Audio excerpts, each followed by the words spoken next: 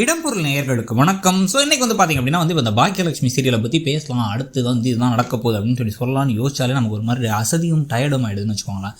இப்போ நமக்கு ஆப்வியஸாக நடக்க போகிற ஒரு விஷயம் என்னென்னா அப்படின்னா வந்து செடியன் ஜெனி அந்த கோர்ட் சீக்வன்ஸில் செடியன் வந்து ஜெனி மேலே எந்த ஒரு குற்றச்சாட்டையும் சொல்லாமல் இருக்க, அதே சமயத்தில் வந்து பார்த்திங்கன்னா ஜெனியோடைய அப்பா ஜெனிட்டு என்ன சொல்லியிருப்பார் அப்படின்னா வந்து கண்டிப்பாக நம்ம சொன்னதுனால அவங்க சைட்லேயே நிறைய அவங்க மேலே குறை சொல்லி அந்த குழந்தைய பிடுங்க பார்ப்பாங்க அப்படிங்கும்போது அவர் அப்படிலாம் இல்லை, என் மேலே தான் தப்பு, நான் மன்னிப்பு கேட்டுக்கிறேன் அப்படின்னு நெகிழ்ச்சியாக சொல்லும்பொழுது பார்த்தீங்களா இதான் என் செடியன், அவன் தப்பானான் தான் இல்லைன்னு சொல்லல, ஆனால் அவன் தப்பாக உணர்ந்துட்டான், அவன் பண்ண தப்புக்காக வந்து மன்னிப்பு கேட்குறான், அதே மட்டும் இல்லாமல் திருந்துறதுக்கு ஒரு செகண்ட் சான்ஸ் கேட்குறான், அதனால் நான் இவனோட சேர்ந்து வாழ்கிறேன் அப்படின்னு சொல்லிட்டு வந்து திருப்பி வந்து இவங்க வாழ்கிற மாதிரி ஒரு விஷயம் நடந்துட போகுது. இது இல்லாமல் வந்து பார்த்திங்கன்னா அந்த கணேஷ் விவகாரத்துக்கு ஒரு முடிவே இல்லாமல் போயிட்டு ஏன்னா அது தேவையில்லாத விவகாரம், தேவையில்லாத இடைச்சொல்கள், தேவையில்லாத ஆணிங்க என்னென்ன வார்த்தைகள் வேணாலும் யூஸ் பண்ணிக்கலாம்.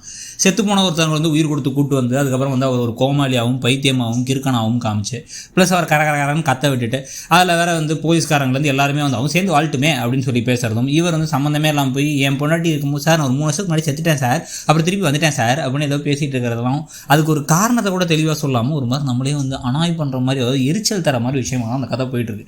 இது எல்லாத்தினால தான் இப்போ அடிக்கடி நம்மளுடைய பாக்கியலட்சுமி ரிவ்யூஸ்லையும் சரி பாக்கியலட்சுமி சீரியலுடைய ப்ரோமோலையும் வந்து பார்த்தீங்கன்னா கீழே கமெண்ட்ஸ் வர ஆரம்பிக்கும், இந்த சீரியல் இப்போ போர்டு அடிக்குது, இதை ஏன் பார்க்கணும்னு தோணுது அப்படின்ட்டு. ஏன் அப்படின்னா அந்த கதையுடைய மைய கருவே பாக்கியலட்சுமி மேலே வரதும் கோபி கீழே விழுறதும். கோபி வந்து பார்த்திங்கன்னா வந்து கிரெடிட் கார்டு கம்பெனி காசு கொடுக்குறது ஒரு பெரிய விஷயமா கொண்டு வந்தால் நம்ம ஆட்கள் வந்து ரசித்து பார்த்துருப்பாங்க. அது வந்து அவர் வந்து வாடா எங்கடா பணம் கொடுக்காம போடுறேன்னு எல்லாரும் முன்னாடி அவமானப்படுத்தணும், ஆனால் அது நடக்கலை. இப்போ பாக்கியாவை மட்டும் வந்து பார்த்திங்கன்னா வந்து இது டிவி நியூஸ் வரைக்கும் வர வச்சாங்க, பல நேரங்களில் போலீஸ் ஸ்டேஷனில் நிற்க வச்சாங்க, ஆனால் கோபி ஈஸியாக தப்பிச்சிட்டாரு. அடுத்து வந்து திருப்பி வந்து பார்த்திங்க அப்படின்னா வந்து கோபியுடைய கம்பெனி முன்ன விஷயத்தையுமே வந்து அப்படியே ஒரு லேசாக எடுத்து அப்படியே ஒரு பாவம் எவ்வளோ தூரம் கஷ்டப்பட்டு கம்பெனி நடந்தாங்க அப்படின்னு கொண்டு போயிட்டுருக்காங்க.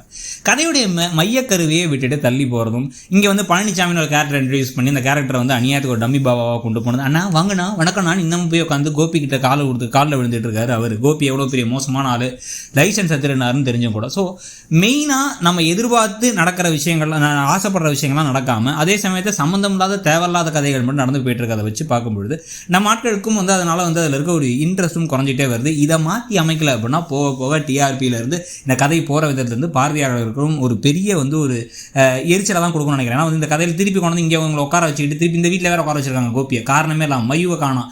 ஒரு அம்மா எப்படி வந்து தன்னோட ஒரே பிள்ளையை விட்டுட்டு அவங்க இங்கே வந்து உட்காந்துருப்பாங்கிறது கூட நமக்கு லாஜிக் புரியல. ஸோ லாஜிக்கும் இல்லாமல் விறுவிறுப்பும் இல்லாமல் ஒரு மாதிரி போர் அடிக்க ஆரம்பிச்சிருச்சு கதை.